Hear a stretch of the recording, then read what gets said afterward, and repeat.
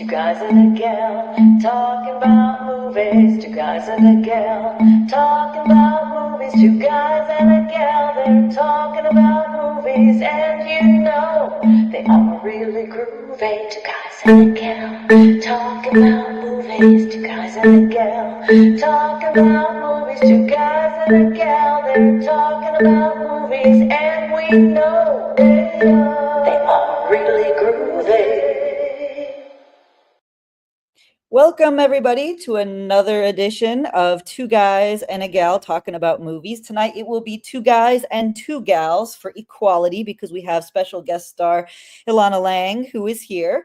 And we will be talking about Jodie Foster. Jodie Foster's career is a powerful blend of versatility and resilience, spanning decades and defying industry expectations.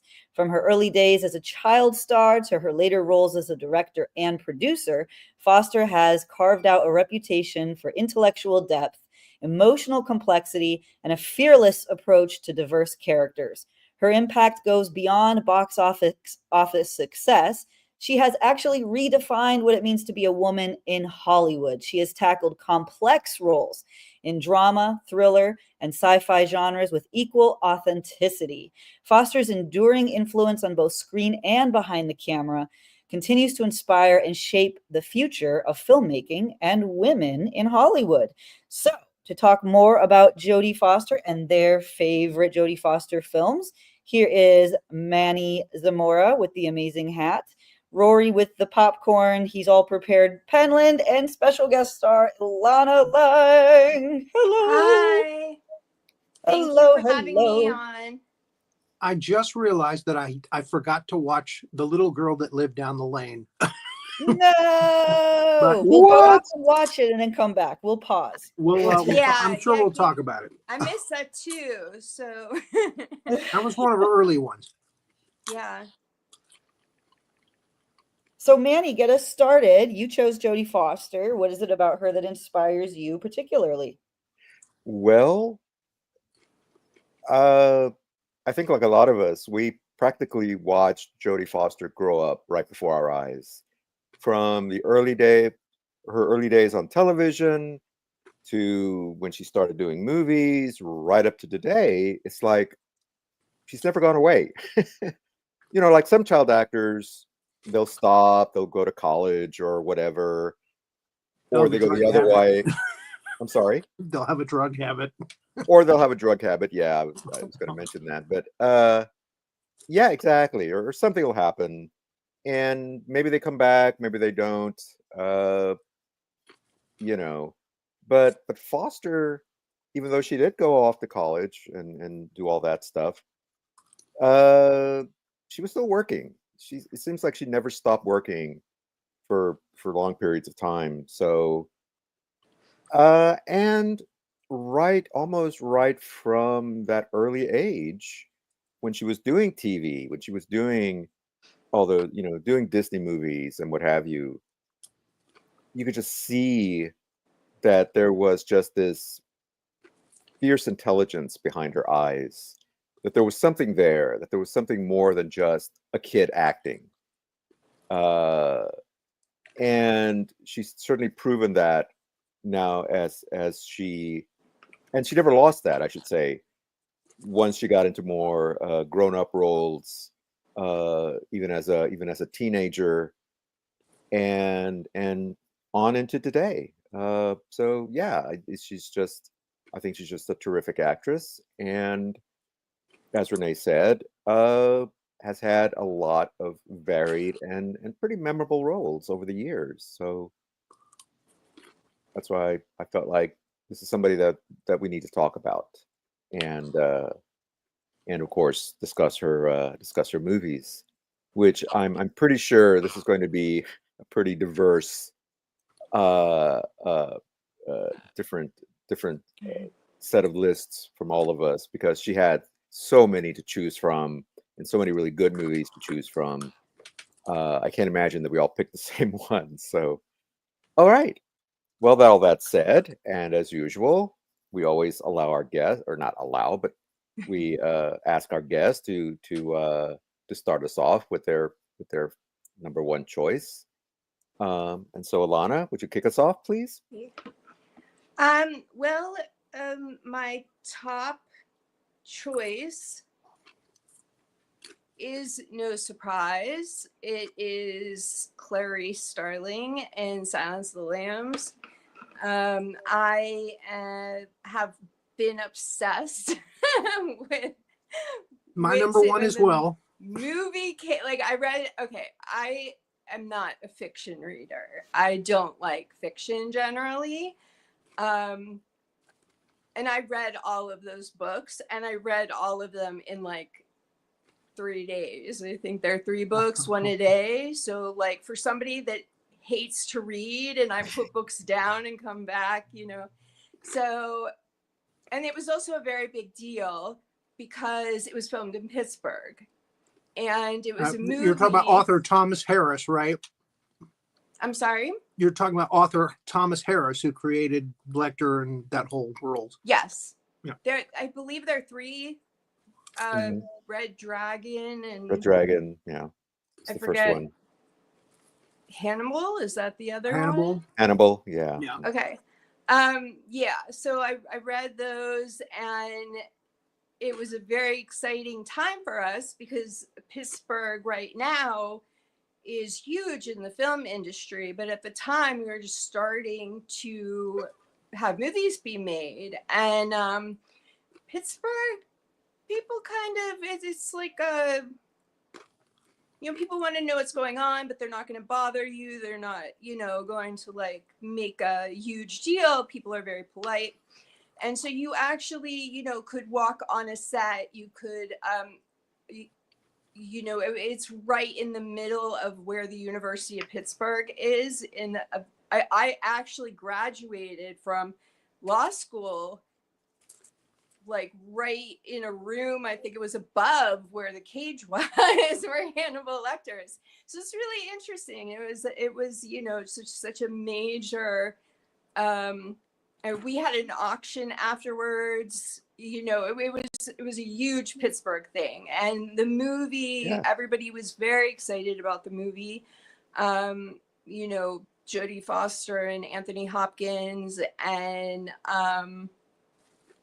it's, for me personally, it's amazing because it combines just things that I love. I love talking about power struggles, and you know, if this movie isn't about power struggles, you know, that's what the whole movie is about. And I also was a criminal attorney for, you know, a significant period of time, like as a wish job, you know, like I'm just obsessed. I've been obsessed my whole life with courtrooms and cases and crime, and it is, you know, it was just such a big deal. I believe I was 17 at the time, and it was everything. I mean, I must have seen that movie when it came out 100 times. I love Wow, it. yeah, And again, you yeah. know, like the house where Bill is supposedly live, like somebody that I know knows somebody that lives there, you know, and then somebody else that I know lives, you know, somewhere else. So I thought you were going to say, the house is just across the street from me. No, it's actually in the area called the North Side because, okay. you know, but it was really interesting because you could see, and there's so much of Pittsburgh in the movie too. It was, I remember like Flashdance was a big deal. You know, we were starting to get all of these movies, and this just came at a time, and it won all of these Oscars, and, you know, we felt personally invested. Yeah. Do you feel that was because of George Romero doing his films there? I think it's, You think it well, I think started it's 2 things. I think, you know, George Romero is a huge fixture, or was a huge, him and Tom Savini. Yeah. Yeah. You know, there were very big deals here, but it's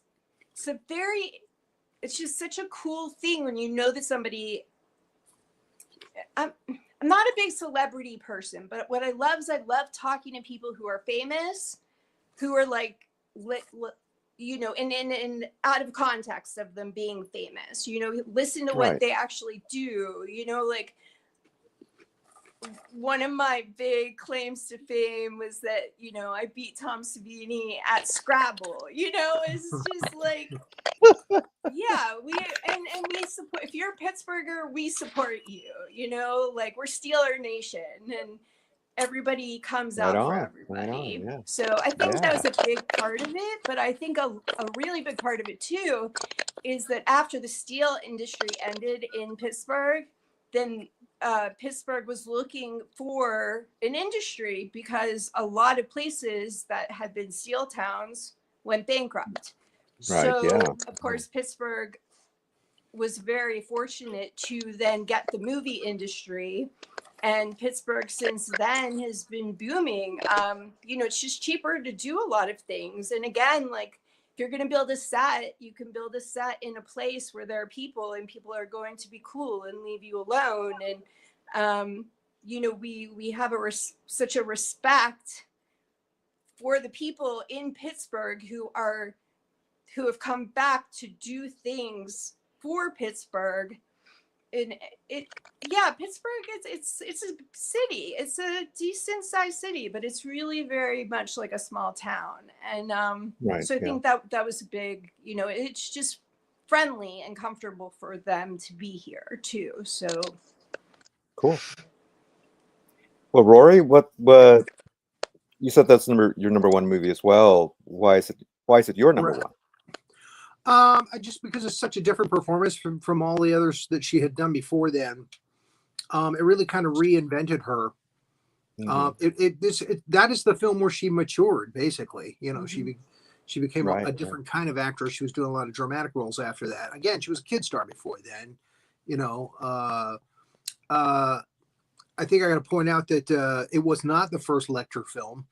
Michael Mann did Red Dragon as Manhunter. right. So Brian Cox, the Scottish actor, actually played Lecter in that one first. And Right. then Silence of the Lambs came along, and of course Anthony Hopkins got the Academy Award for, you know, this kind of film, which was, you know, almost unheard of. It's just a masterfully done film with a great cast. And I mean, I liked Manhunter, but this just had so much more class to it. You know, it wasn't like Miami Vice, you know. Right. Yeah. So Yeah. and again, she also added to that, you know, with her Clarice Starling. And she did her homework. You know, the lecturer says, you know, your Southern accent, and he's making fun. So she did her character with a Southern accent. Lecter, where are you? You know, tell me, Exactly. Yeah. Clarice, and the lamb stopped screaming. Where are you, Dr. Lecter? So I had to throw that in there. Again, like Elana says, it's one of those films you can watch again and again and again and again. It doesn't get old. Exactly. And that's you can't say that about a lot of films, you know. Yeah. You always catch and something you new. notice something different, you know, like Yeah. not only does it not get old, but you come away with a new lesson that you didn't have before. And yeah, I've seen it so many times. Yeah. You learn something new every time. Yeah. I think Renee has something to say. Yes. She popped in. No, I just wanted to just sort of emphasize what Elana had picked up with the power play aspect, which to me is definitely a central thing. And I hadn't I wouldn't have said that. It wasn't at the forefront of my consciousness when I thought of this movie, but the second she said it, I viscerally and emotionally realized that that's what's compelling about the film. What's compelling about the film is them each trying to exert their dominance or their stability and their solidity and topple the other. And it's just this like total battle of the wills and power. And that's how they're able to build such tension with so little action during those long extended conversations, which really is their battles, their power plays, the whole thing, and psychologically keeping your wits about you, not allowing somebody to get under your skin. And I think one of the reasons why it probably resonated so much with all of us, And again, this is on a primal level. I didn't realize till Elana said it, but I think one of the reasons it resonates is so much of life is about keeping your head in the game and not letting things get to you, when everything in life is kind of trying to make you insecure or topple you. I mean, life really is this battle of the wills and people trying to dominate you, whether it's the political system or patriarchy or whatever you want to say. And you've got to be willing to believe in yourself and stay centered, even though people are faking you out. And even the news cycle, right, is trying to fake you out. And your crazy neighbor who wants to talk about some conspiracy theory is trying to fake you out. And so like every day long on social media now, we're, you know, hearing all this crazy stuff, and you've got to filter all of that out and stay sane when everything around you is not sane. And it's really like, it's a power play, and it's just great. So I think that's the enduring quality of it. It's not just the creepy thing that he's creepy or whatever. It's deeper than that. Yeah. And it's about that this is what we all deal with, right? It's not often also. I mean, she would definitely under no circumstances be the FBI agent that would be sent there, right? So you suspended your disbelief. So once you've suspended your disbelief to include that a complete newbie is going to go talk to a, you know, really hardened criminal is a kind of absurd thing. But it also, I think, resonates so much with women, and especially during 1991, because if you think about it, I always think about this fact. In 1974, that was the first year women were allowed to have credit cards in their own name. So by 1991, we were still fighting for rights. And it was a huge fight. I mean, I was a huge activist at the time, and an advocate and all sorts of things. And to see the two of them, and also just from an acting standpoint as well, because you have Anthony Hopkins, who is so seasoned, and then you have Jodie Foster, who, yeah, this is her pretty much her first adult role.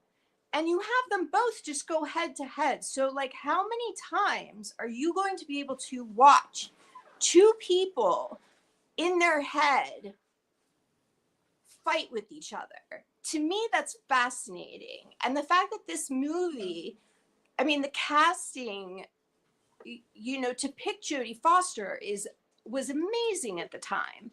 And she really, you know, was such a feminist. Her mom used to take her to all of these, you know, marches, and, you know, she was growing up during the women's rights movement, and you know, I'm sure others rights movements. There's just something so powerful about watching, and actually this resonates throughout her canon.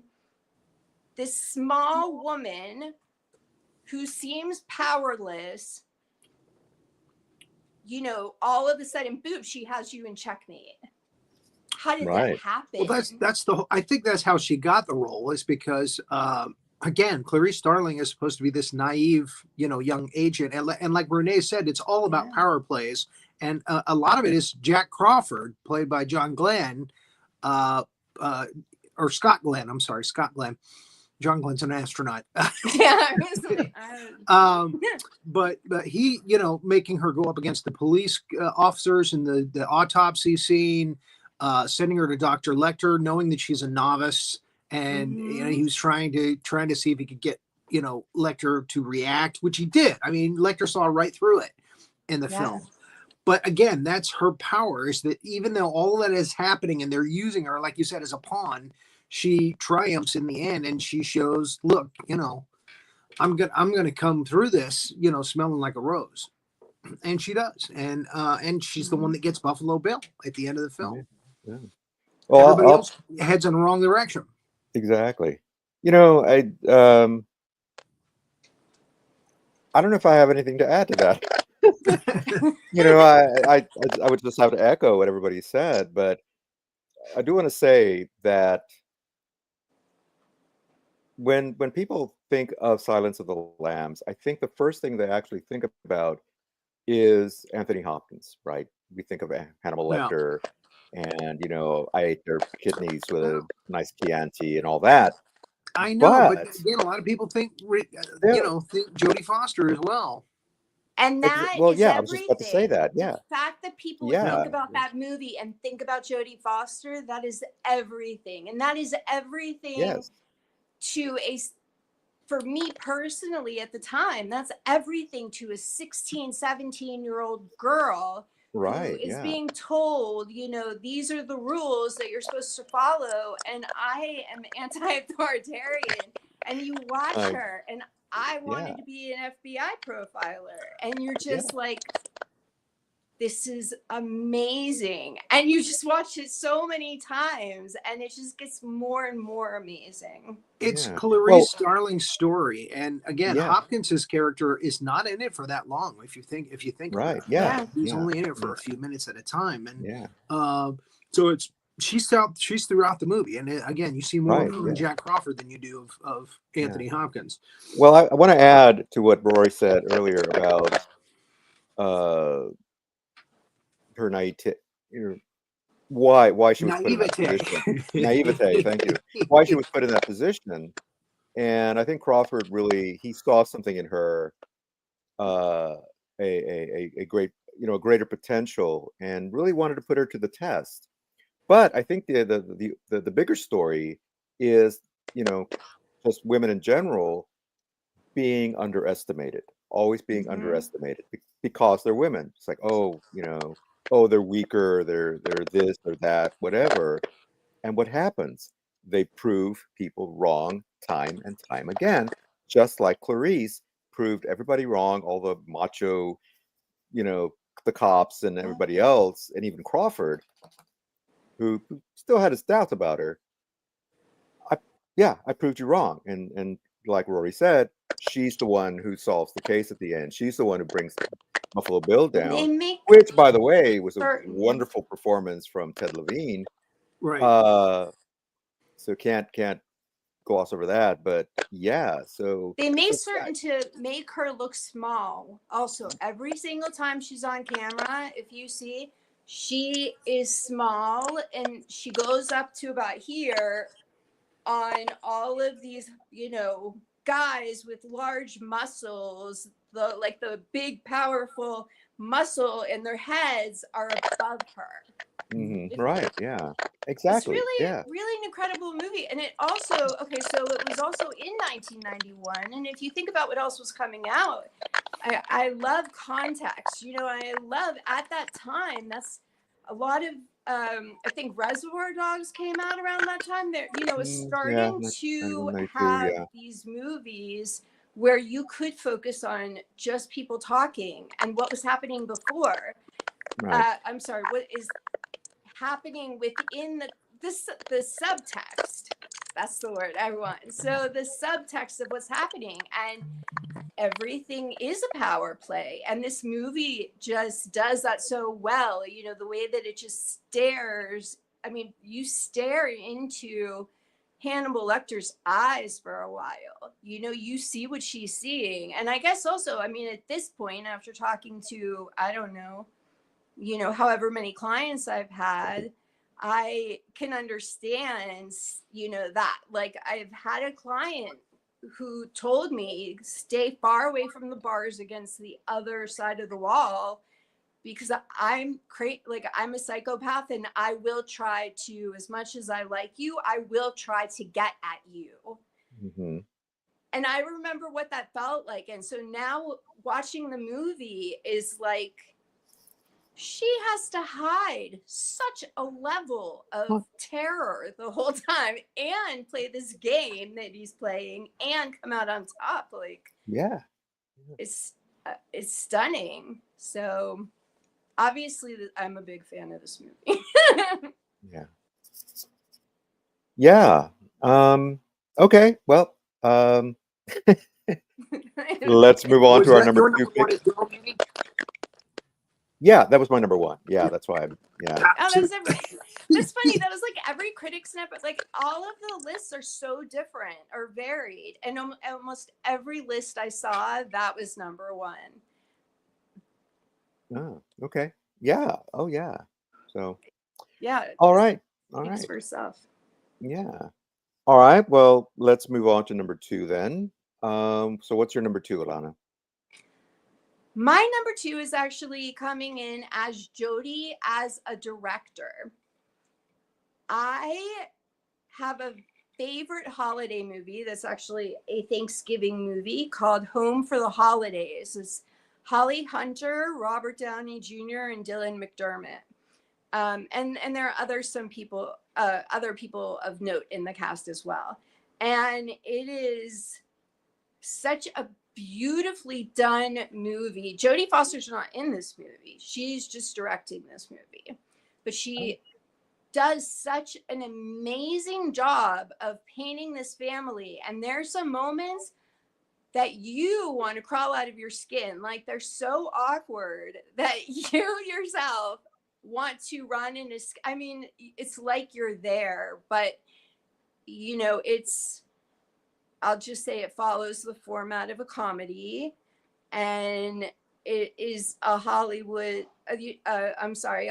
feel-good movie, but you know, she really emphasizes there are three adult siblings who come home, and you know, what that's like as an adult, going, you know, you living your own life and then having to stop everything and go, you know, stay in the bedroom that you stayed in when you were, you know, not doing anything. And in, you know, many of the characters' cases, they feel like they're in the same place as they were last time they were staying in that bed. And the direction's beautiful in that. I mean, she really shows you what they're going through, and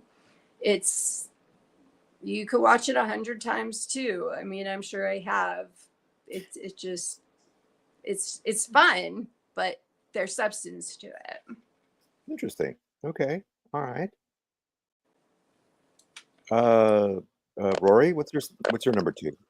My number two is kind of a surprise, even to me.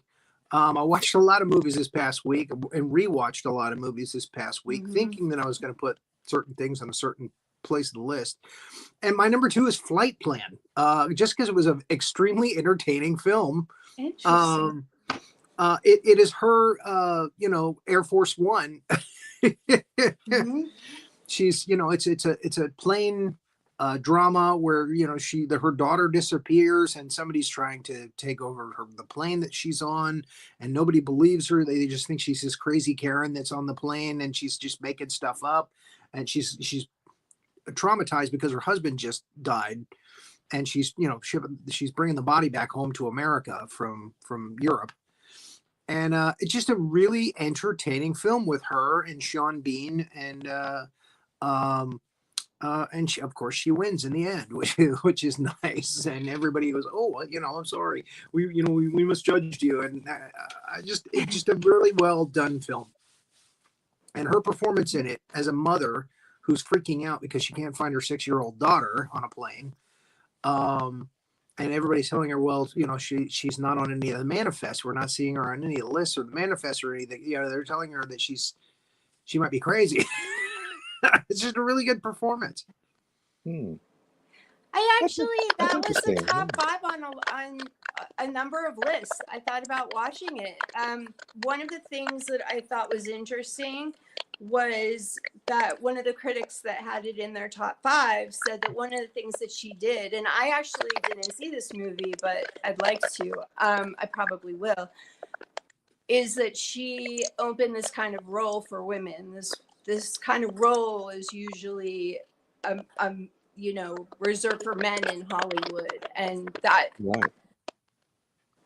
that's something that we see her do time and again, is kind of flip it upside down. And afterwards, I think they had the Red Eye. I can't remember the actress that was in that one. Rachel McAdams. Yeah. You're right. Actually, I think she did pave the way for actresses to do these action films up in the air. Yeah, yeah.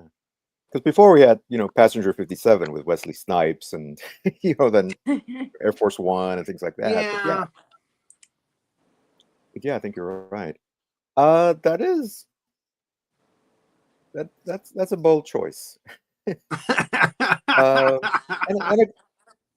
and no, and I don't mean that as a bad thing. No, that's a good choice. Didn't make my top 5, but Understood. there was another movie with kind of similar themes that made my list, which we'll get to. But Well, here's the other thing is I'm thinking, okay, this one's going to be on the top 5 list. This one's going to be on the top 5 list.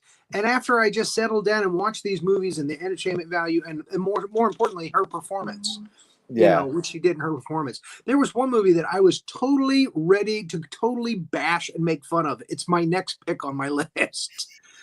Because when I watched it when I was young, I was too immature to understand or to appreciate the performance. And you know which one I'm talking about because I was making fun of it last week before I rewatched it. Yeah. So, and we'll talk about it when we get there, number 3. But again, my whole list just kind of topsy-turvied, and I thought Taxi Driver was going to be on the top of the list. She doesn't really do all that much in Taxi Driver, so it's worth a mention. But it's more De Niro's movie, that kind of thing. Yeah. And something else that I have to point out that I think that kind of surprised me was Jodie Foster does movies where she gets raped a lot. What the hell is going on with that? It's like producers are like, hey, is there a rape scene? Let's call Jodie Foster. Basically does 2 kinds of films. Okay, so she does science fiction movies that have paved the way for women to have lead roles that they didn't have before, or she does the small girl, the underdog girl, like in Silence of the Lambs, comes out on top. She only does 2 kinds of movies, and I thought that was really interesting because her canon seems so diverse, but really that's what it comes down to. So for me, it was like, okay, well, I'm not big on science fiction. Mm-hmm. I'm not big on, these movies. So I'm not going to watch these, but I'm going to go seek out all of these other movies. I found I'm watching movies, especially the earlier ones. And it's like, again? they're again? Why does she got to go through this over and over and over again? What the hell is Hollywood doing? What are they saying about her? It's hard. It's really hard because it's like one of mine I put at the certain number, and we'll get to it, only because I don't ever want to watch this movie again. Like, it's awesome. She's amazing. But if I have to watch this movie again, I think I know the one you're talking about. I can't deal. I saw it once when it came out, and I actually have nightmares sometimes about it still. So it's all right. Well, my number 2, just to keep things rolling along here. No, it's fine. My number 2 is Contact. Speaking of science fiction.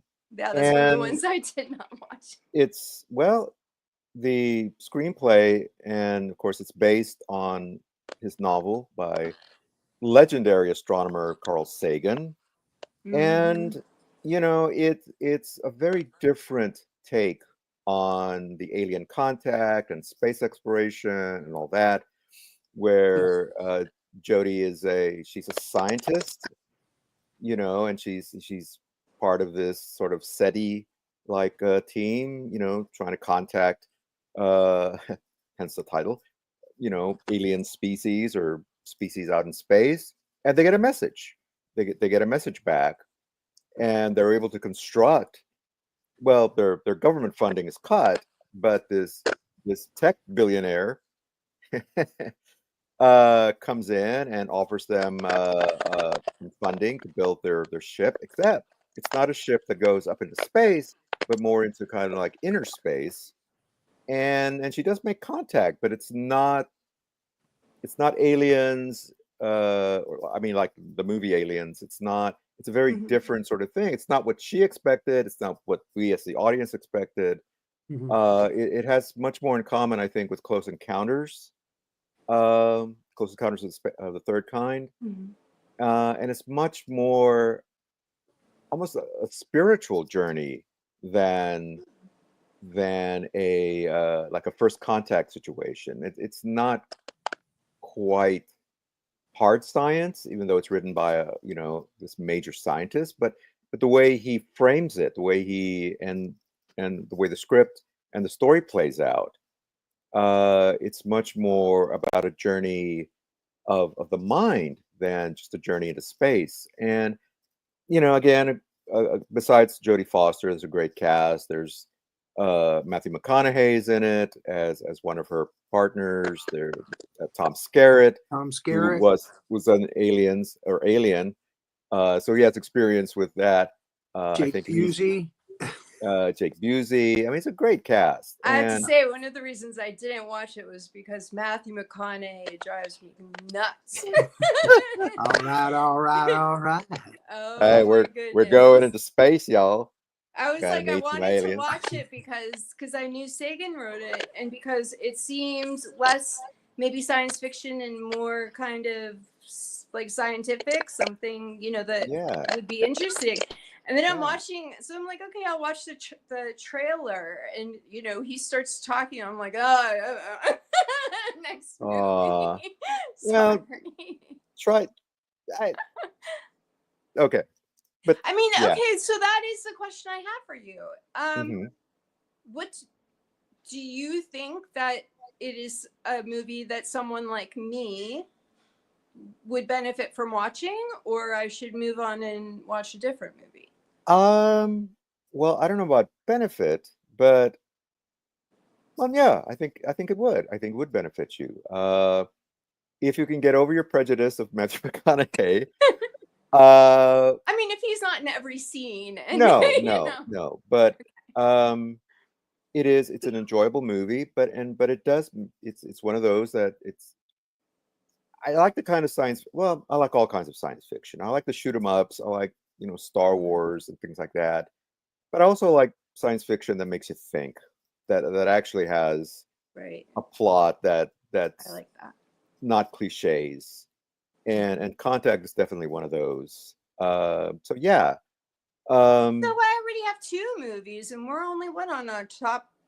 I already have 2 movies that I want to watch Yeah. now. Yeah. So yeah. I would recommend it.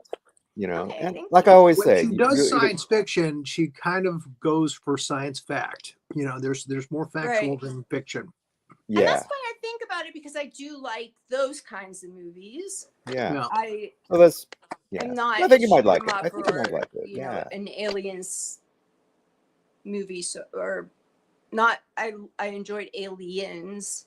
I'm Mhm. not so much of an alien movie Got fan. it. Got it. Got it. Yeah. All right. So what was your number 3 then? Oh, my number 3 is Taxi Driver, because Okay. I take a few things into consideration, and one thing that I definitely always take into consideration is context. And that's not something that you're going to get when you necessarily watch a movie. So no, she's not in, this definitely is not her story. It definitely is Robert De Niro character's story. However, there's so many things. I mean, the fact that she did this movie in the first place, the fact that, Martin Scorsese gave her an opportunity to do this character that was so different. I mean, one of the documentaries that I was watching said that these kinds of choices were what helped her go so seamlessly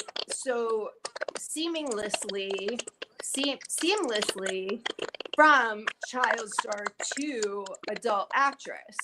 Is Right. that Yeah, it wasn't we Disney, never? that's for sure. Yeah. I'm sorry. It wasn't Disney, that's for sure. Right, exactly. And so when so many of the other kids at that time were doing Disney movies, you know, she was making choices. She understood the business and she understood what she had to do. She was looking for the longevity of it, you know. Um, and also it's just a phenomenal movie. So number 3. Cool. Yeah. Rory, what's your okay? You've already hinted at what it is, so just You go ahead know and what let it it. is. Nell is my number 3.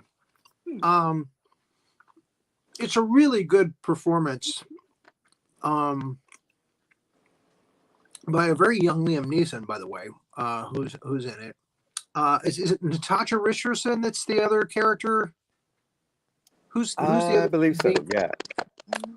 And of course, you know, she plays a character who's was raised in the woods uh, with her mother. Evidently had a stroke, so she had learned a whole different way of speaking and language. And that's the whole premise of the film: is if you know you don't if you're off by yourself and you don't speak the language, you know, um, how are you going to survive? That kind of thing. And she's a wild child. And when it came out, you know, my friends and I were making fun of it all the time. We were doing the language. Oh, chicka pie, would nine, tie in the wind. We were doing this to each other and laughing and everything. We didn't appreciate the fact that it was a really masterful performance, a masterful adult performance. Um, and again, the chemistry between the cast, and you know, there's, I mean, even the smaller characters played by people like Richard Libertini, who's a great character actor. It's just a really, really good movie from beginning to end. It keeps you engaged, and again, her performance is stellar. You know, so she proved that she can withstand or she can perform with the best of them. And yeah, it's a really good movie. I really enjoyed rewatching Nell, especially grown up now and not making fun of it. So this is the one that you were expecting not to be on your list that ended up on. Oh, I thought it was going to be down on the honorable mention list. yeah. So Interesting. I saw that movie when it came out, but I really don't remember very much about it, honestly. No, well, yeah, I enjoyed it too. Yeah, I thought it was a very good movie. Didn't make my list, but yeah, it's definitely and yeah, it was kind of easy to make fun of because of the language and everything. But yeah, Rory's right. When you go back and you watch it and you take it seriously, then it's like, oh, okay, well, I see what they were getting at, and it's a really a good performance from Jodie Foster. You know, to be able to carry that off and make it believable. You believe that she's this wild child. You believe that she grew up and basically had to. She learned the way she learned to speak was because that's all she knew. Uh, and and it really says something about the way we learn and the way we interpret language. It's not straightforward. It is about the way the people that we hear and where we grow up and everything. um and and it does bring that whole nature versus nurture question into the spotlight as well. So yeah, yeah, good choice. Well, my number three, actually, I got him backwards. uh my number three was actually Contact, and my number two was Taxi Driver. So I'm just going to say, okay, well, no, now it's number three. But yeah, Taxi Driver, and yeah, Rory was right. This is Robert De Niro's movie, uh, obviously, but I felt like her performance, and again, it just showed how committed she is to the craft of acting. You bought the fact that she was this teenage prostitute. You bought the fact Mhm. everything about her, even though, yeah, she's only in it for a little while, but it made such an impact.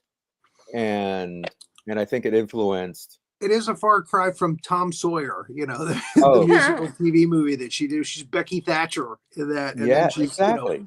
teenage prostitute needs to get home. Exactly. Yeah. Exactly. And I think it also, I think that I think that's one of the reasons why she's had such a longevity in her career, is that, people saw this movie, saw her performance, and the casting directors and other directors are like, wow, this kid can act. We need to put her in more movies. And she can handle these grown-up roles. She can handle these things. And so, of course, then she goes off and does Bugsy Malone, but but then, Freaky Friday. Freaky Friday and things like that. But regardless, even in those, you could still see the talent. You can still see her acting chops, and that's what led her to things like Silence of the Lambs and everything else going forward from that. So anyway, so that's why I believe that Taxi Driver, and I think for the same reason that Elana put it on her list, despite the fact that, yeah, it's not a starring role from her, it is still a very powerful and an important role in her development of her career, and for that reason, that's why I just had to put it on her, put it on the top, in my top spot. She wouldn't have gotten Silence of the Lambs had she not done Taxi Driver. If you look Yeah, I at think the so. Yeah. trajectory of her career, she did a lot of things. Like, she really paved the way for women to do a lot of things, but she paved the way. She was able, and so very few child actors are able, to keep avoiding the cardboard box obstacle, Right. So that's a very important role in her career for, I think, a number of reasons. Yeah. All right. So what's your number 4 then, Elana? Okay, so my number 4, I believe, is a tie. Awesome. My number 4 is a tie. Oh, wait. Well, I forgot to. Oh, no. Okay. It's a tie. So there is a movie from 2011 called Carnage. Carnage is based on a play, and it was made into a film by Roman Polanski. It is kind of a big deal because Roman Polanski flew in to do this movie, and there were, he's very polarizing. Some people work with him, some people won't. So this movie had Kate Winslet in it. It had John C. Reilly in it. And it was, again, an interesting choice for her. Yeah, John C. Reilly. Yeah, he's really good. Christoph Waltz was actually very excellent in it. Oh my God. So, okay. It didn't make my list because I just hate movies that are plays and they all stay in the same place. They don't go anywhere. Oh, that's exactly why it made my list. I love that. Oh. I am such a big That's just me, fan of theater that is made into film under the guidelines of theater. Like a one room. I love those because I think that it's easy to follow action if you're moving. If I go outside and I walk down the street, there's action. If I'm stuck in a living room and I can't go anywhere else, I better act really, really well. This movie's not getting carried. So to me, I love those. And the movie itself was, I have a lot of problems with the script. One of the things that made me absolutely livid was that Christoph Waltz or Christoph Christopher? Waltz. Yeah. Christoph. Okay, Yeah. Christoph Waltz is an attorney. He is he represents a major pharmaceutical company. And why do I know this? I know this because he's visiting people and he's on the phone, totally neglecting his confidentiality agreements as an attorney. And it makes me so angry. And then I realize he's not a good what lawyer. Roman Polanski's doing. You know, like that's part of it. It's supposed to be making me angry and build and build and build, because this movie just started with, I mean, not nothing, but a, childhood, two children fighting on a playground, and went into just this like no exit style movie. I'm sorry, that's a book by Sartre, but like a no exit, portrait of hell. Like That's how I felt. It was not. Again, the performances were great. The script, like you said, was just so. The best part about the film for me was at the end, when they showed the end credits, the thing that they did at the end with the two kids.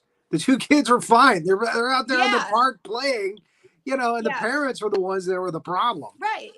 And honestly, the thing that's so cool about that is because that's the way it always is. Like I don't have kids, but I am around enough people that have kids to know that's it. They will argue and argue and argue, and the kids, like, they've moved on, 2 years ago. But the acting in this, of course, because it's in a one room and because it is from a play, which I don't think is the best play, being directed by Roman Polanski, who his direction is wonderful. I mean, that's also why I really love the one room plays, is because you get to see. I have somewhat of a background in, directing mostly like at college, but you have to be a good director too, so you get to see the inner workings of what they're doing. And Jodie Foster, her acting is just amazing. I mean, I was like, why are these people not leaving? Why is this happening? And Kate Winslet and Jodie Foster are all of them actually did a great job there. Yeah, acting. Their characters are very. But very the two of them, rich. the way they're like part of a sisterhood, and then they're part of like they're going to like rip each other to shreds. And then they're like, our husbands suck. It's like they both go through. Somehow they just have this bond with each other, this chemistry, that they're actually kind of pulling the strings for everything. But they don't know what to do. Nobody knows what to do, and because there's nothing to do, so. Well, I am ashamed to say I've not seen this movie, so I may have to go back and. Like me, you will love this movie. Yeah, if Carnage. You appreciate those kinds of things, the theater aspects, and I don't have a problem with all of that. You'll love it. Okay, well it then was not really a great movie, so that definitely is her performance. Kind of carries it through, The performance. So I mean, this definitely the performances. Deserves to be on a Jodie Foster top 5. Okay. All right. Well, but they only have so much to work with. Sorry. Yeah. It kind of it kind of repeats itself a lot. There's over and over as it and devolves. over. And should we leave? And should we not? Oh wait, how about some real coffee? Because that other coffee I gave you, that wasn't real coffee. And then the other movie that's tied with is this movie called The Beaver. Did you guys watch The Beaver? That's my number 4. Yeah. Okay, so that's my next one. So we'll go ahead and talk about that one. I was shocked. I am not a Mel Gibson fan, for political reasons, and I'll leave it at that. And she directed that one. Yes, she was in it and she directed it. Yeah. And I loved it. It was Yes. complete wackadoo, and it was wonderful wackadoo. And the It was Mel directing was Gibson wonderful.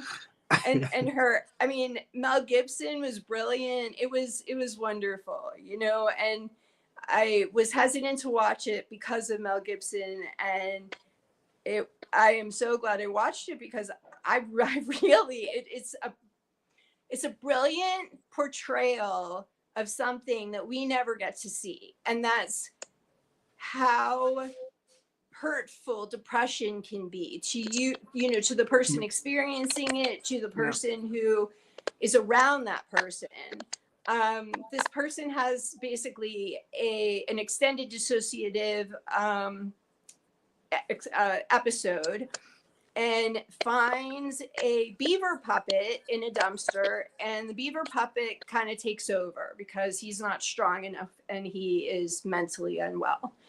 And the beaver puppet in him, like, just I really believed everything. And then it's really interesting too, because then it you know, it deals with something that we don't really deal with very often, and that is what kinds of tools do you need to be able to function in this world? Right. Oh, for me personally, I have a service dog. So it was it wasn't something that I thought about, you know, but I'm extremely glad that this movie exists. I'm extremely glad I saw this movie, and I really believed everything, and I felt like I learned something really important about, you know, sometimes what you need to do for other people and for yourself to maintain your mental health. So I want to add to that her performance in this stands out because you can see her frustration. This is her husband. And again, she has to talk to him through this beaver. she has to go She through hates the it. puppet. Yeah, he and won't she says, talk to her "Can we stop directly. this? Can you not do this anymore? We don't want to talk to the public. We want to talk to you." And he can't do it until we get the climactic part. Yeah, it's. I also want to point out that what's his name, Skarsgård, the guy that played Pennywise in the new It, and Yeah, Bill. he was just in Bill Bill Skarsgård. He was just did Nosferatu. He plays the son in this. He's a lot younger, and he plays the son. The older son or the younger son?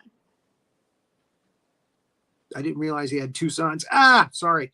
Yeah, I guess he has the like older a son. He's the one that comes. He's the one that comes and opens the garage towards the end.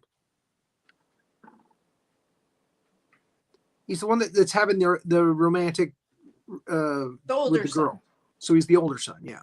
Yeah, so there's an older son who doesn't like him, and a younger son who clearly is very attached to his that's father. right. I'm sorry. Yeah, he's got there's very different ages. Yeah, he's real young, right. and yeah, he's like the older son is like in his late teens.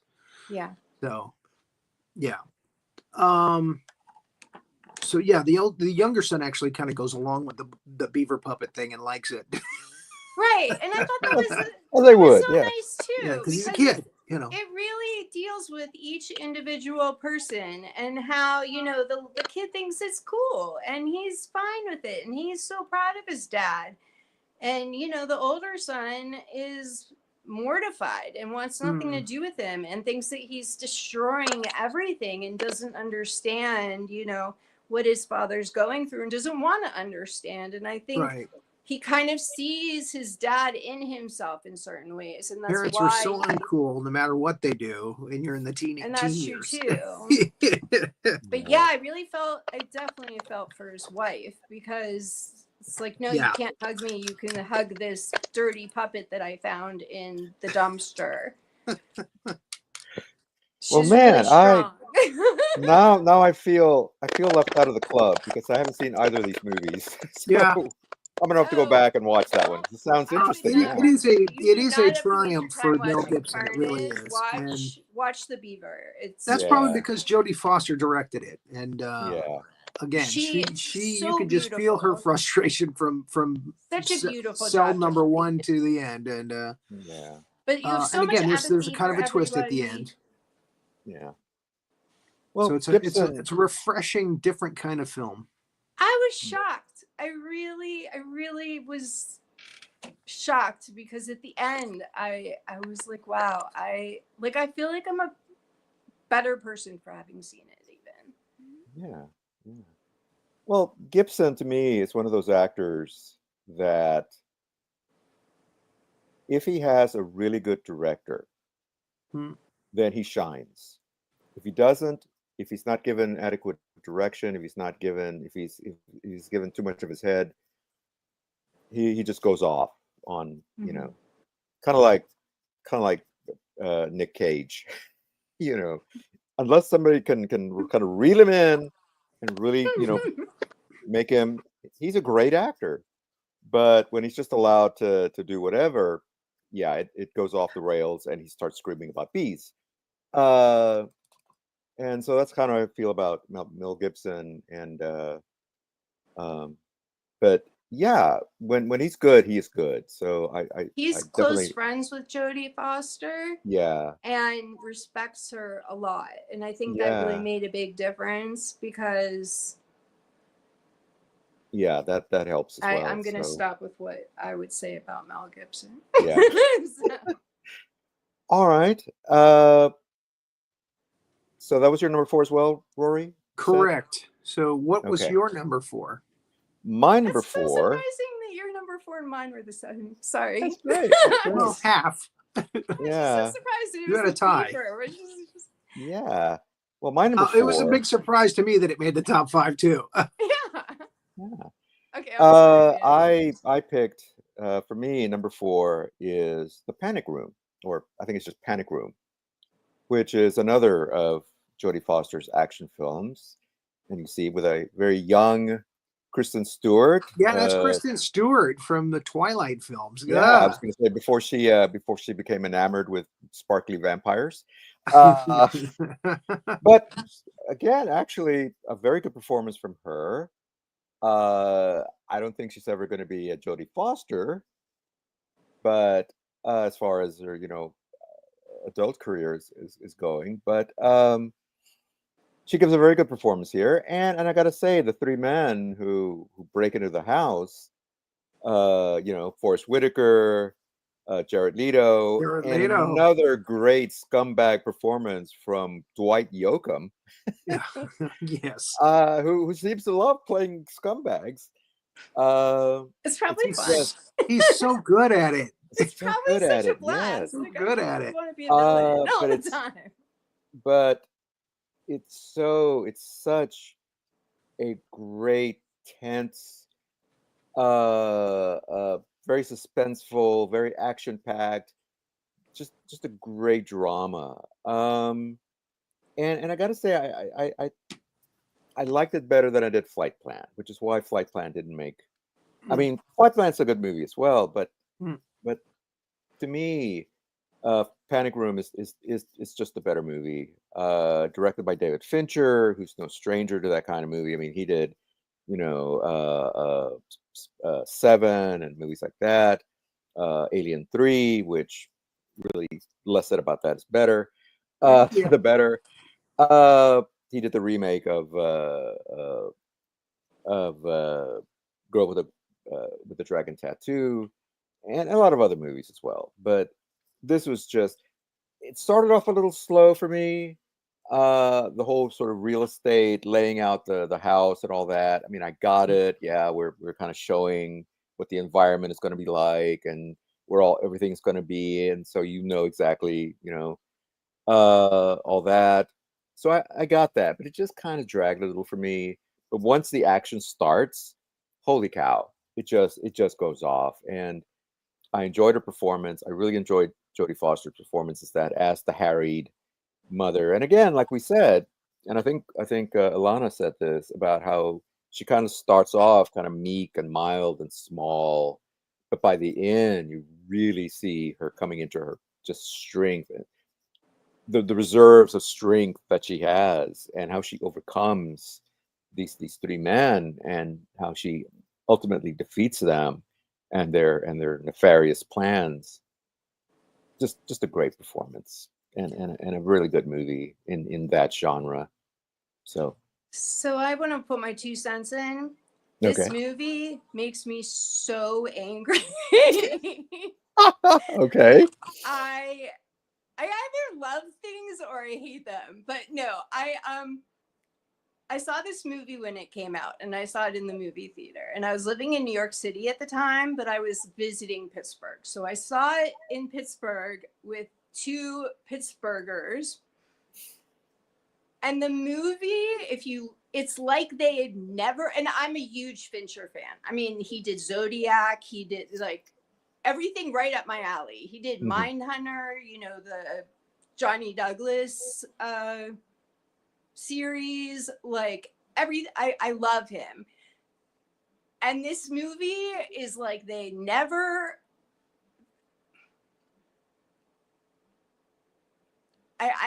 I'm trying, like, I don't, like, if you ever want to have a debate about this movie, what I'm trying to, I'll fight you. so unrealistic. There are people falling out of windows in just New York City in 2001, 2002, when I forget 2002. the exact date. It was not a free for all. It was like you fall out of a window in New York City, people see you.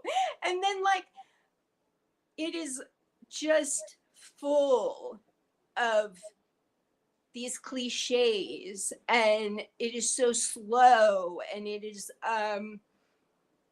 just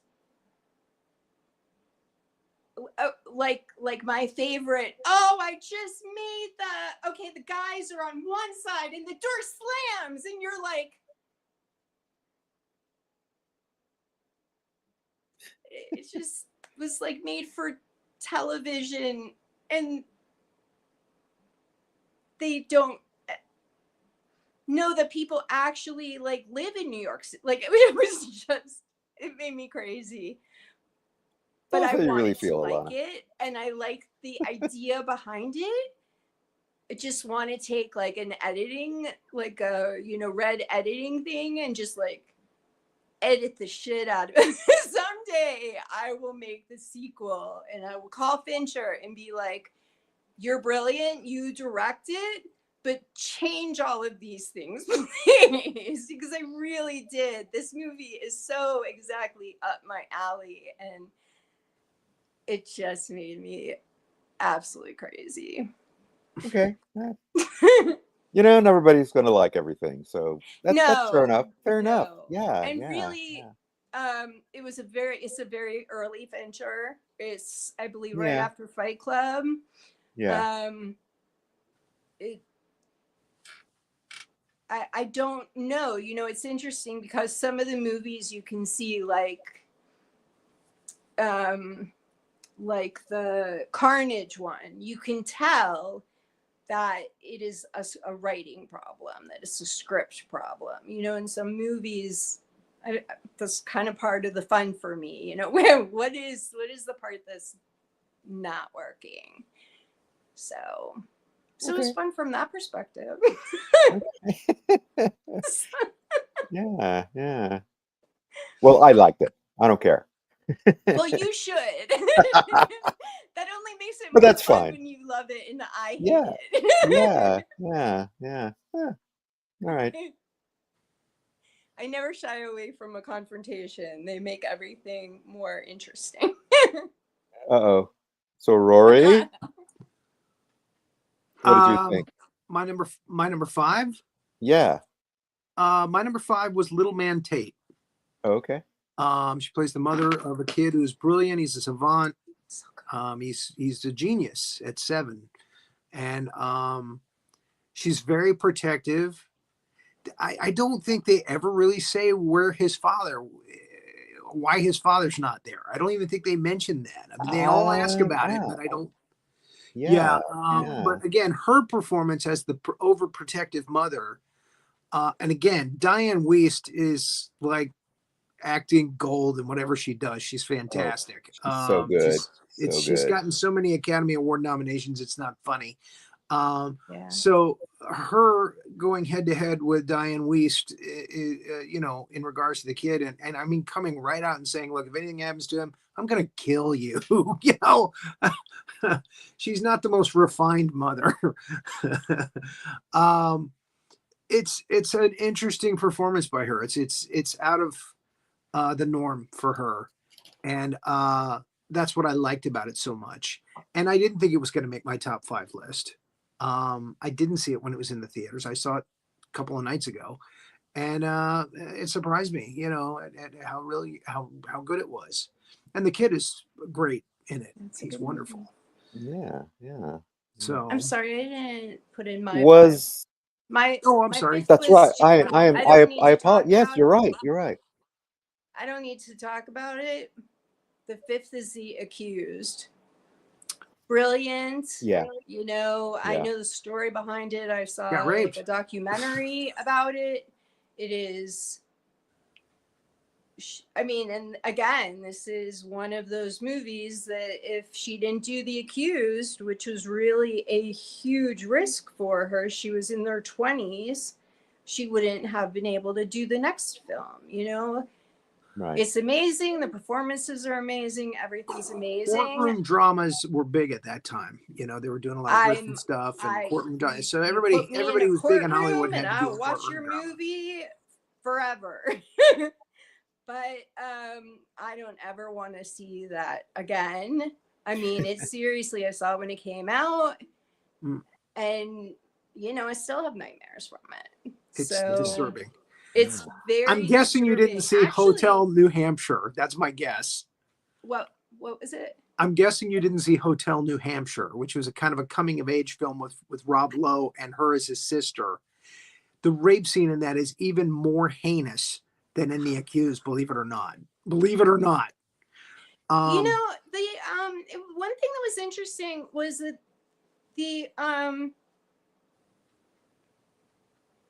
they really changed. So like I watched a Discovery ID documentary on what the real story was. What really happened in a fishing town in Massachusetts. And some of the changes they made were necessary, but I think the thing that gets me about the movie, about both the actual movie that they did so well and the movie, you know, the documentary, is you just can't. I mean, I can't help. I got a pit in my stomach, and I feel like it's just immediately. And you know, I was a criminal attorney. I unfortunately had to represent rapists and have read a ton of police files. But there's just something about this. And it's just brilliant. And also I think Kelly McGinnis at the time was like in Top Gun, and that was like all she did, and she really had she did Top Gun, Witness, and The Accused. Oh, okay, because she, I mean, her performances, you know, their performances are, but yeah. No, well, I did not. What was it? The Hotel New Hampshire? Don't waste your time. Wow. Hotel New Hampshire is on my dishonorable mention list. I mean, it is a movie that really goes nowhere. You have to be an amazing movie in order to have, like, in my opinion, in order to make that kind of using that kind of graphic, there has to be a reason. And I believe that they had to put it in this movie. I mean, it had to be that graphic, and knowing about the documentary, knowing about what actually happened, you know, I think the fact was that it's a small fishing town. Everybody knows everybody. And some guy goes and locks the door. And like, she goes to high school with, you know, like she just comes down, has a drink with people she went to high school. Like they all knew each other. Like I think that's the part that just kills you, is that like, it's not a stranger. It's not some woman going to some bar, you know, where she shouldn't feel safe. Like it's just some woman who is clearly not she likes to dance. I don't know what's wrong with dancing. You know what I mean? Like it's just so upsetting because it's the people around her are Right. supposed to protect her. I guess that's what it is. Yeah. The people around her, her town, is supposed to protect her, and this like completely vicious thing happens, and she has to live in this town. Like it's just unreal. So Yeah. Well, it's funny because The Accused was going to be my number 5 as well, but yeah, I feel the same way. I've watched it once, and I liked it for what it was. I mean, it's a good movie, but yeah, it's like I don't think I want to see that again. I don't think I want to. I mean, there's certain things that are just so upsetting, you know.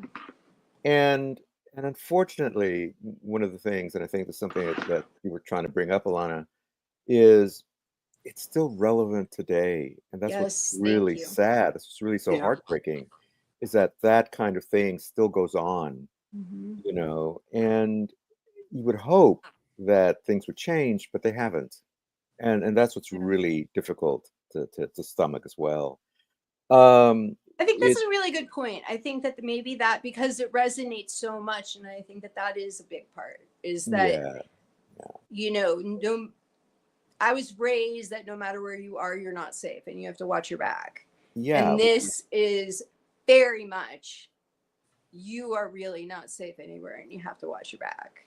yeah, And I guess just having that, whether you didn't know that before and you're learning that now, or it's just being emphasized. It's right, probably one of the most difficult things in life yeah. to deal with, I think. So Well, way to bring um, everyone down with my yeah, number man. five. So my number 5 is the little girl who lived down the lane. Um,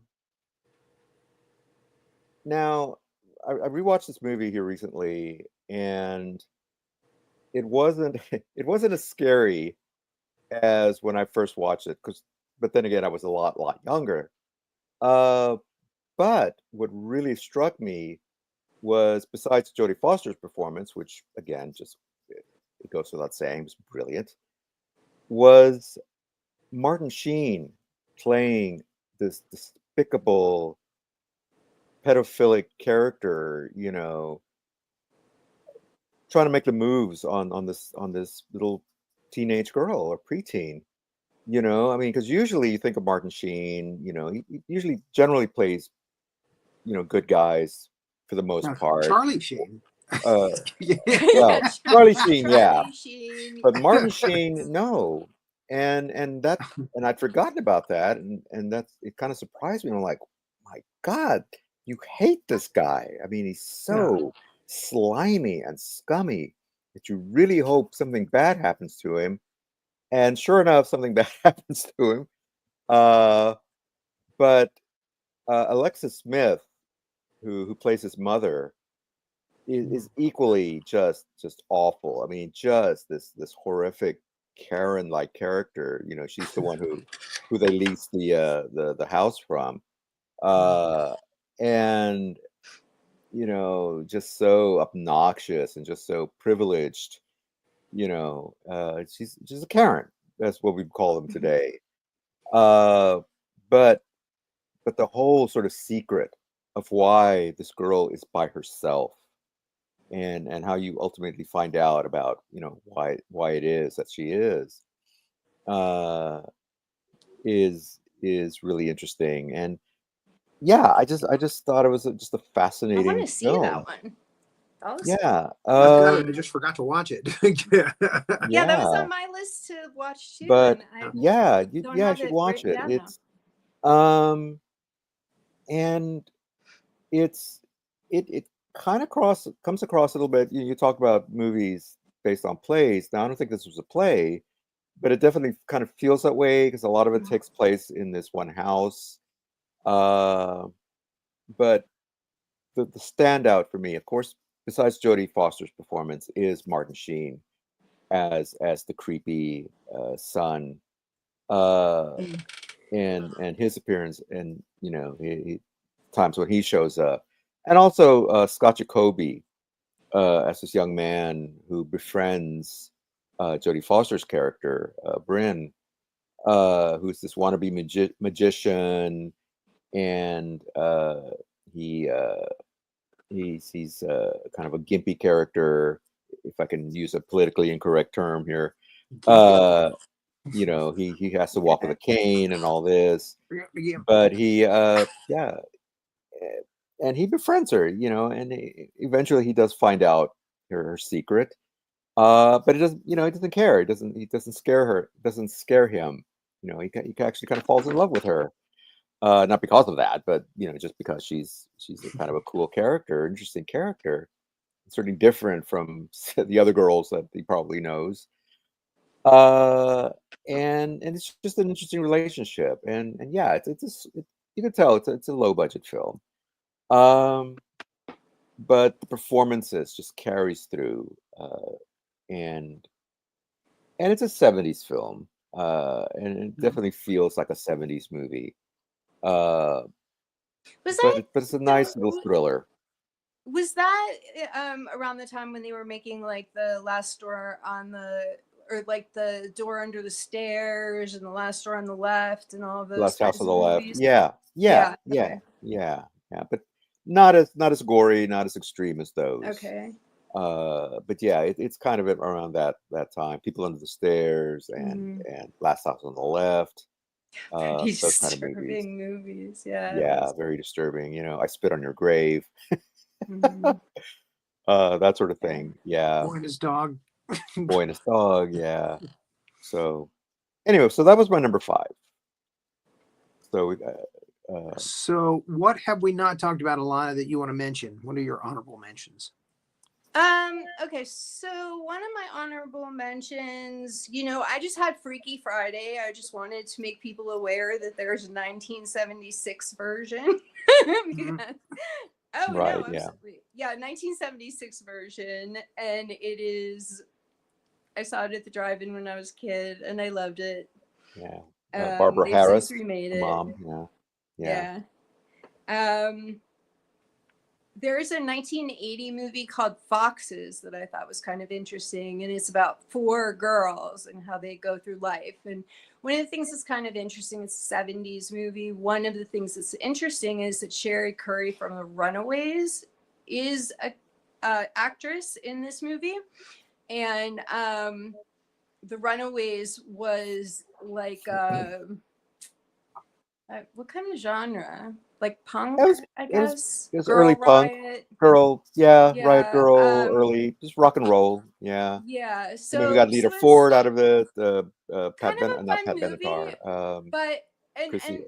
as far as context is concerned, I think it's interesting because I believe that this was one of the movies, like one of the things that you'll see is there are characters from Fast Times at Ridgemont High, which for those of us who are older, 1982 is when Fast Times at Ridgemont High came out. So some of the actors in Foxes were in that movie. So I believe that Foxes was one of the movies during the 80s. There was a shift of focus, and the shift of focus was that consumers include young adults, teenagers, and children. Right. And I believe that Fox's 1980 was one of those first movies to show. But it was interesting because before it would be, we like to do each other's makeup and have pillow fights. And this movie is about 4 very, they're from very dysfunctional families. It tries to break down what it's like for teenagers going through, especially girls going through their adolescence at this time. A lot of it has to do with boys. It, deals with difficult topics like rape. And so it's an interesting movie for its time. Again? Well, okay, so I wanted to bring that up because I saw a documentary about her and I thought that this was a very interesting take, but I haven't figured out if the dates work. So there is a theory that the reason why Jodie Foster has chosen to do so many of those kinds of movies is because in 1980, when Ronald Reagan assassination attempt by Hinckley happened, he said he did it for Jodie Foster. So one of the theories is that he didn't do it for Jodie Foster. He did it for Travis Bickle because, you know, that's really what people like. Jodie Foster wasn't trying to shoot the president, right? But there were a couple of people actually, and they all attributed it to her, even though they were really attributing it to the movie. You know, they didn't say, like, they actually used her name. And Hinckley, you know, especially used her name. And she had, I guess, just played, you know, she was 12. She had just played this prostitute in Taxi Driver. And she feels like she's being victimized because, I mean, she doesn't really have much to say. She's a child. And, you know, there is a vicious murderer that is, you know, trying to do her bidding, and she's horrified. So it was very interesting to me, one, back to the Roman Polanski movie, that she said that she was never going to do theater. She has never appeared on stage again because she didn't feel safe. And that is why she keeps creating, like, she's trying to use her movies in a therapeutic way to deal with this incident that happened to her. And then she gets to be stronger than it and overcome it. So I thought that was, from a psychological standpoint, very interesting because, you know, there was no way that she could actually ever get closure. So it's made for, you know, some very incredible movies. Unfortunately, there's a whole canon of her being brutalized, you know, as part of it. But so now we know why. Yeah. Hollywood wanted to give her an out from the whole Hinckley thing. I never really thought that it would be that So big weird. a deal until I started thinking of her age and of the fact that she did put herself out there, you know, in that role and what that would have meant, especially at that time, you know. And they were talking about how there, I don't know if you guys remember in like the 2000s, it was like Manic Pixie Girl or something, and everybody wants their own Manic Pixie Girl. And at that time, it was everybody wants their own nymphette, this, like, you know, little like John Benet Ramsey kind of, you know, for that time. And I didn't watch Bugsy Malone, but I did, you know, it was kind of disturbing. Oh, I did. You know, the I did. Yeah. Yeah, I have it. I didn't watch it because I had heard how bad it really was. Yeah. And again, it was just one of the films that I glossed over. I didn't get to watch it. It's a very silly movie. It's very silly. You can't take it seriously. But I was going to mention one thing I wanted to point out real quick was when Elana was talking about Hollywood marketing to teenagers, that actually started in the early 80s because of MTV, because they saw through MTV how big of an audience there really was out there with the teens. Yeah. So yeah. Well, yeah, that was also, really nice. Like, it started towards the late 70s and then came into the 80s, and it was I was what, 6, 7, and you know, I loved it. I mean, it was it was a great time to grow up in a lot of ways. Besides Fox's, you know, I mean, there was another there's kind of a period of movies about, you know, teenage Mhm. young girls. I mean, there was It was another just so movie. interesting to me also that like I saw this guy and it was like, I know that guy. This guy's from Fast Times at Ridgemont High. And then I'm like, Yeah, oh my God, that was from yeah, 1980. So It was it was Judge Reinhold. it's so fun. Watching Foxes is so yeah, fun if yeah. you were around at that time and Oh you yeah, know it was yeah. a blast. Well, Um, I was going to mention. There's another movie called Little Darlings with Kristen McNichol and yes. Tatum O'Neal that came out around the same time. Mm, Kind of dealt with a lot of the same, not the same Mhm. situations, but I think they were like at a camp or something. But still, Yeah, it was yeah. about There girls, were a young lot of girls. girls sharing bunks at camp around that Ex- time, Exactly. whether Yeah. they be So slasher films or bonding yeah, films. exactly. Yeah. So There was one more movie I wanted to mention. yeah, go ahead. And actually, this movie, Jodie Foster's passed out for most of it. Um, the movie is Five Corners. I had Mm, never heard of this movie. I mm. believe it's from 1987. mm, 1987. It's about a neighborhood in the Bronx that is very, it's like a working class white neighborhood, but there are gangs, and it was pretty intense. John Turturro is in this movie. It is really his movie. Toro.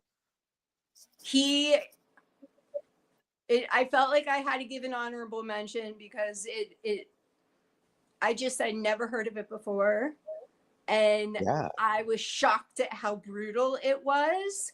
I mean, I was really shocked at how brutal it was, but there was just Brutal in what way? something.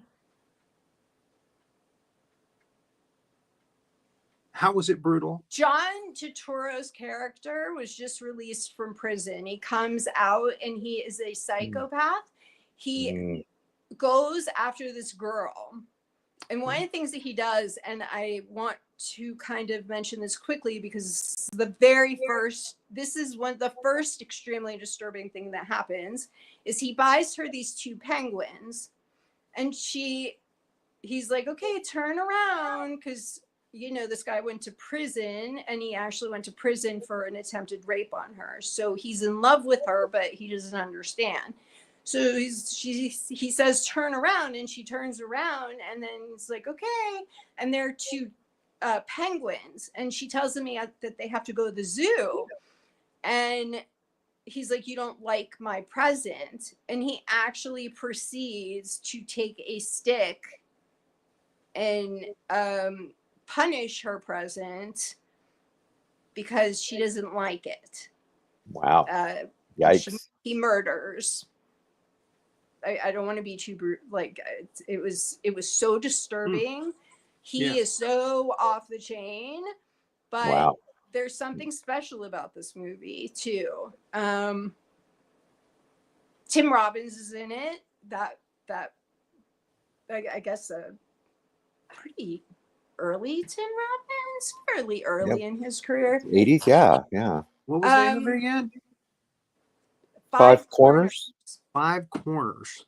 Yeah, I just watched it. I had a list of them, movies I wanted to watch, and I thought, well, give it a try.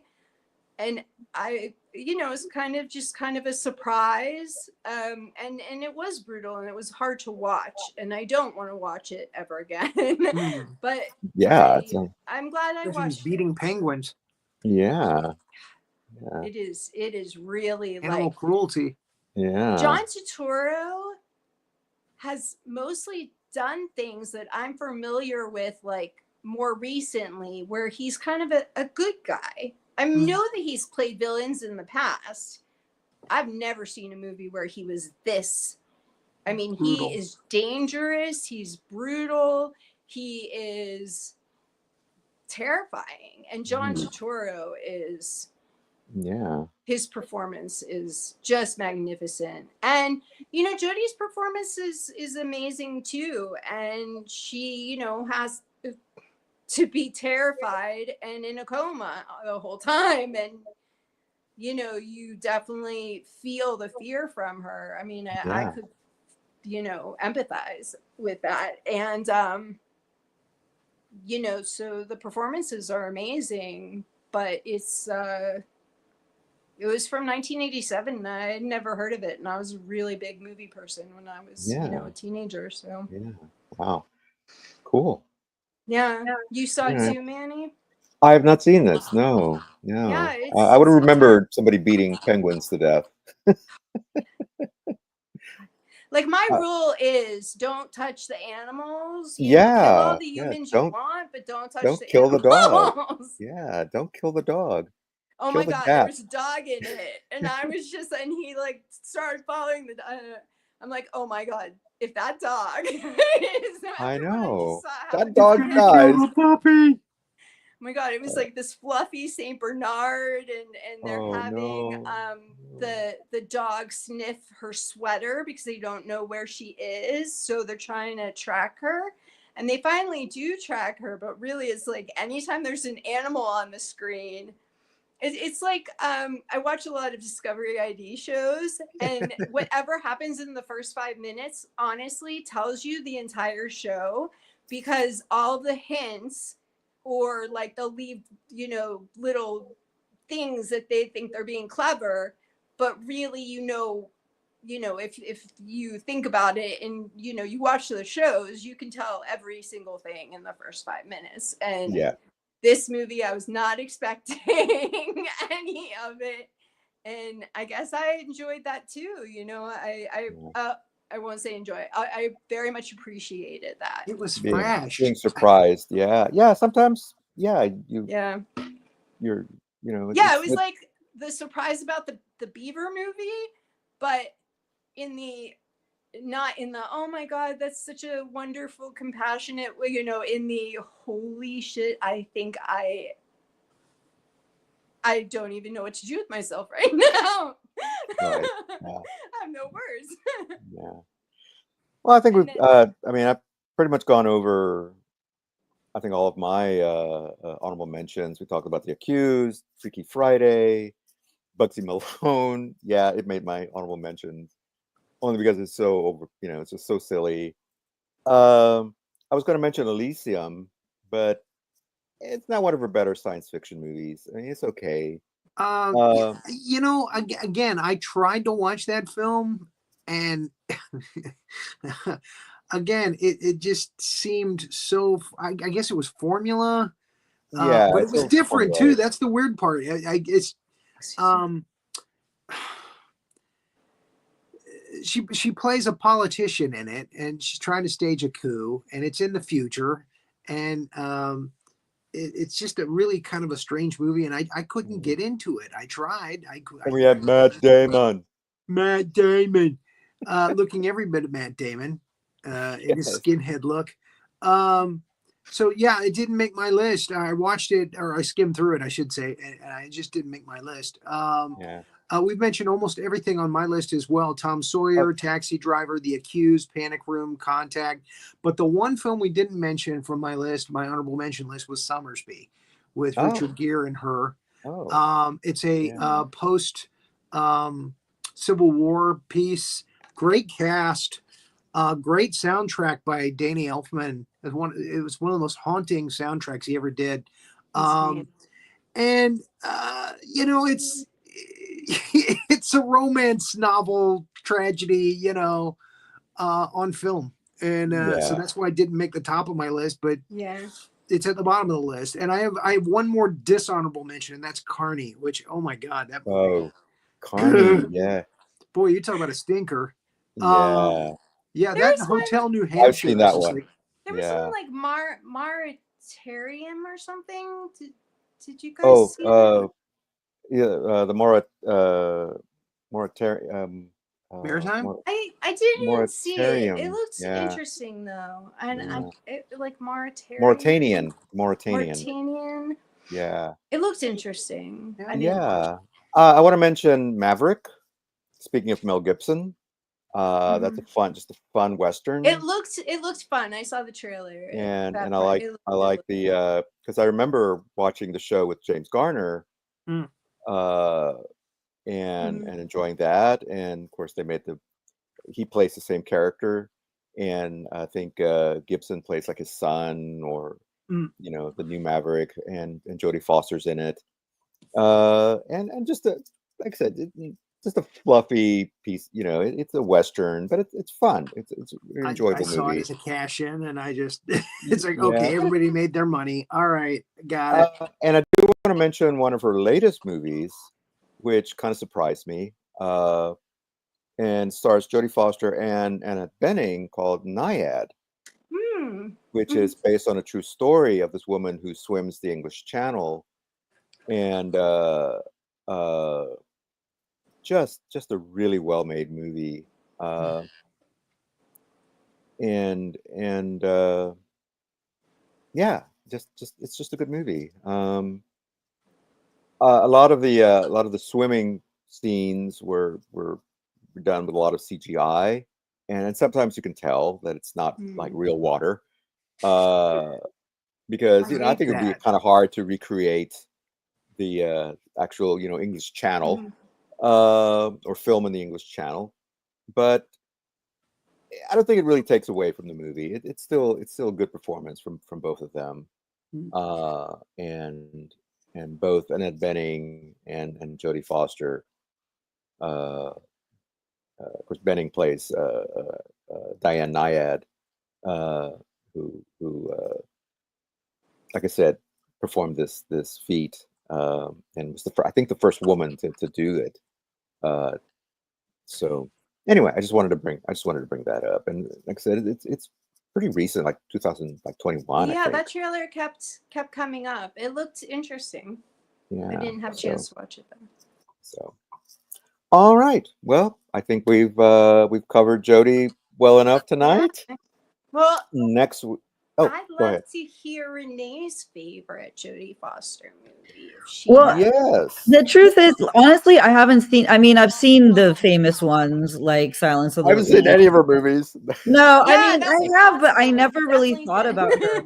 Honestly, I didn't think about her. Like, I want to see Five Corners now. Like, now that I think is going to be amazing. She hates penguins. Yeah, an I'm really interesting into the one. penguin scene. No, I love John Turturro is why. I'm I love actually John Turturro. I've glad never that seen you him do know a that bad there's guy. a So penguin scene Penguin though, violence. because it I might really just fast forward that part. I'd probably just fast forward that part. Not since Batman Returns have we seen penguin violence like this. Yeah, I mean, that really sounds disturbing, but I like the premise that you mentioned, and then to see John Turturro young and being a bad guy, like I'm there. I gotta see it. And it's Tim Robbins and John Turturro pretty much like head to head, which also that's amazing. Yeah. I just want to know the premise, like how he gets close to her again after being like in prison. So I just want, like, I need answers. So I want to watch that one. It was worth it. And a good thing about her answers, damn it. They're all like an hour and a half. You know what I mean? It's Yeah. not like 3 hours here. Like, I'm willing definitely to watch 3-hour movies, but there's only so many you can watch. So I watched so many movies yesterday. Right. Welcome to my world. I couldn't really get started until yesterday because I was like sluggish and not feeling well. And I watched, I don't even know, like 7 movies yesterday. Wow. Wow, that's intense. An hour and a half is nothing. Yeah, that's true. It's not a huge investment, but so anyway, giving you a gold star for that. I want to watch. Yeah. Yeah. You guys covered it. You did great. And so who's next week, Manny? Next week, speaking of controversial directors, and no, it's not Polanski. It's another controversial director. We're going to talk about the Woodman himself, Woody Allen. Oh, I will not be here for that. And all really? That. Thank goodness. Really? I have all kinds of things to say about him if you thought I had things to say about Mel Gibson. All right. Well, no, I will excuse myself from the Woody Allen episode. I can't believe you're not going to be here for that. Even before we found out like what kind of person he is, I already couldn't stand him. There is a stock character in like Yiddish and Jewish vaudevillian or something called the Nebuchadnezzar, which is like a loser. Nebuch, And yeah. he always Yeah, does he's the that. Nebuch. There's no doubt about it. And it makes me crazy. So I like a number of his movies, but none of them include him. Like anytime he's in a movie, it's like I like can't he's directed. deal with it because he's that stock character. So yeah, he usually puts himself into everything that he directs. I'm surprised that you found some that doesn't have him in there somewhere. Oh, he has a couple like Radio Days. Radio Days is great. That's movie. right. That was the first He's one not I in ever Radio saw. Days. That is a great film. But yeah. All right, we'll save it for next week. Yeah. We'll save it for next week. I will save my anger at him for We'll hold on to that. Put a pin in it for next week. Yes. There you go. All right. All right. Well, that's it for this show. This And is very thank you, fun. Elana, for your insights and your commentary on Jodie Foster and all the other things that we talked about. And tomorrow on the Roland Pruitt show, I believe they're talking about King Kong Escapes. With Possibly the actress who was in the film. Yes. Linda Miller. Yeah. Linda Miller's going to be on the show talking about her experiences with the film. George Morgan's going to join us from Japan to be on that show as well. It's going to be a lot of fun. Awesome. And Thursday on the Big Monster Briefing Room, what's the general up to there? Hellraiser. Oh, that's right. That's right. Hellraiser. Pinhead. We have such sights to show you. Pinhead begins. Yes. 101. Cool. All right. All right then. Well, so until then, Good night. stay safe, be cool, and we'll see you later. Thanks for watching this episode of Two Guys and Sometimes a Gal Talking About Movies. Be sure to like, subscribe, and click that notification bell to get future episodes.